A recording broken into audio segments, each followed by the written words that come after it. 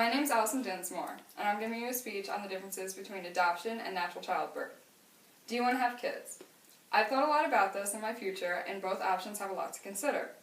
When I was growing up, one of my friends, Lexi, fostered 3 children in the intent to adopt them. The kids were very happy and very appreciative, and I wanted to know more about the approach of how she got them. Everyone will need to make this decision in their life, and there's a lot to consider on both options. Therefore, you should know the steps that you have to go through in order to adopt. You should know the financial differences between adopting and natural childbirth.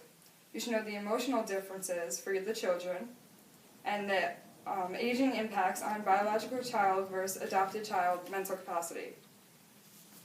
According to the National Adoption Center, the steps to adopt are to first learn all of the ways you can adopt, because there are multiple different ways you can go about this process. Child in foster care is the parental rights are terminated and you can adopt them. So once their biological parental rights are terminated, you can take over and you become their parent. Foster adopt is taking the child into your home with the intent to adopt them. They first start as a foster child where they aren't technically yours yet, and through a couple years or months or however long it takes, once their parental rights are terminated, you can adopt them. Infant adoption. It's the most popular type, and it's done through a lawyer, where you get the baby straight out of the womb.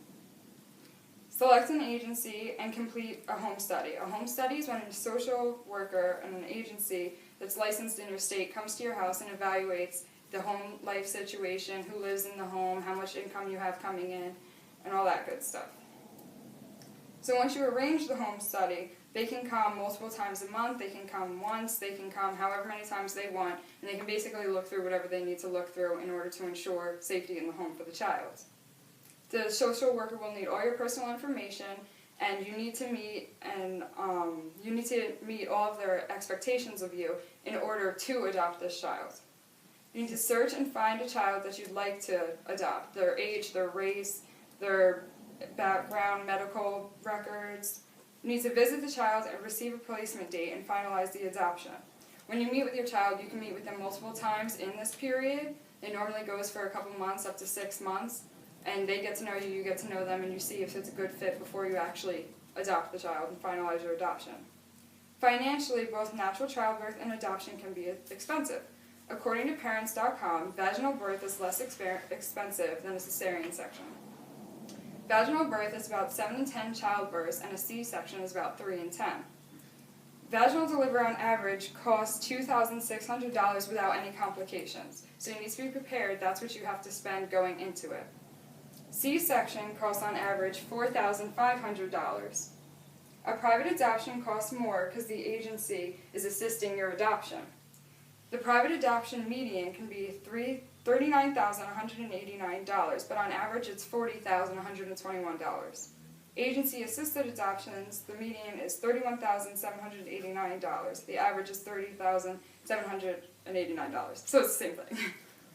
No matter which approach to having a child you choose, you'll love your child no matter what. So either way, it doesn't really matter which way you go with this. According to the Children's Mental Health Project, emotional struggles can be encountered with both the adoption and natural childbirth.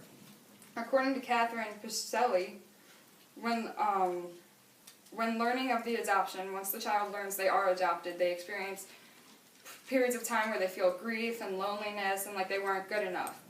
So you have to make sure that you're there to explain to them the truthfulness of how you adopted them, how they came into your family, and how either if you have background on their actual family, that'd be good to share with them. But if you don't, that's fine. Just love them the same.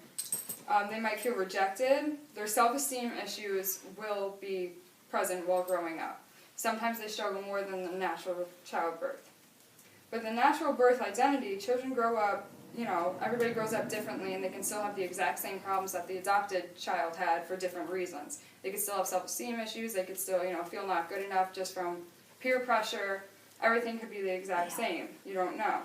So feelings of extreme sadness or loss of emotions, that's normal growing up. So don't be worried if your biological child has that too. In order to have kids, these options have to be considered. It's a lot of effort, money, and support that need to come with both situations. You need to take your time going through the precautionary measures that come with having a child, because if you don't, you're not mentally and physically prepared for what you need to deal with. If you choose to adopt, don't expect a quick process. It costs a lot of money and a lot of time, and a lot of outside people need to assist you. Every child needs a stable and emotional foreground. Being the parents, you should be there. Regardless of being adopted or not, you are their parents. So you shouldn't treat them differently, and that's just how it is. They are your kids. Your children need your presence more than your presence. Jesse Jackson once said that, and it applies to every child situation. You're guilty.